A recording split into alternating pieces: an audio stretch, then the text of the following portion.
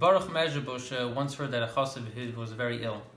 So he came to the chassid's house, and he saw someone who was more of Yenevelt than in this world. On his way out, he told the family, "I guarantee you that he will recover." So the family had renewed hope, and the Baruch went back home to Mezhebush. The next morning after Shacharis, he sent out his Meshadas, and he said, "Could you please go to the town square and find out if there's any news from that town?" So the Meshadas went, and he heard that the chassid is still on his deathbed. The same thing repeated itself every single day after Shacharis. He would go and bring back the same news. One morning, the chassid took his own initiative, and he went to town square in the morning, and he said, "Did anyone come from that town?" Sure enough, there was a very wealthy woman who had just arrived from that town. So he went to her hotel, and he said, "What's doing with this and this chassid?" So she said, "It happened. Yesterday was the Levaya." The Meshadas had no choice. He went back to the Rebbe, and he told the Rebbe, "Baruch Dainamas." The Baruch turned right around, went into his study, and the Meshadas heard as the Baruch is talking to the Eibishter, and he tells the Eibishter, "Is it a Baruch's betachin and nothing by you?" Then it was quiet for a few minutes, and he hears the Baruch talking to himself, and he says, "No, it can't be. The Eibishter would not shame my betachin." Comes out of his study, and he asks the Meshadas, "I want you to please go back to the town square and find if there's more news from our chassid."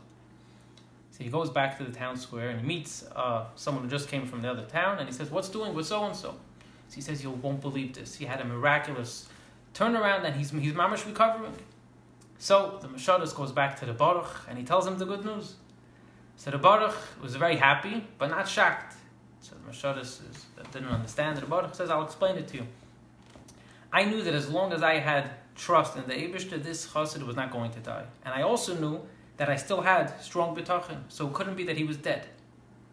Then I realized that the Eibishter was testing me to try to destroy my bitachon, and the Eibishter sent none other than the Samach Mem disguised in this rich woman. As soon as I realized that, and my bitachon remained intact, it was enough to bring this Yid to Refuah Shalema." The Baal Shem Tov explains that WA0139, before the Eibishter gives someone an Isayan, the Eibishter tests the person first by trying to make that Yid lose his bitachon. The best thing a Yid could do for himself is to hold on to that bitachon. So today we're going through times where this is vital. Whether it's the worries or anxieties we have of health, parnasa, what's going to be tomorrow, what's going to be Pesach. What we could do for ourselves is to strengthen our bitachon. It begins by learning about bitachon. The Rebbe encourages us all to learn to learn letters of the Rebbe on the subject of bitachon. They're available in all languages. And also, to daven to the Eibishter and ask him for that gift of trust in Hashem and the peace of mind that comes along with it. And Eretz Hashem, in the schus of all this, all Yidden will have toiv, anir,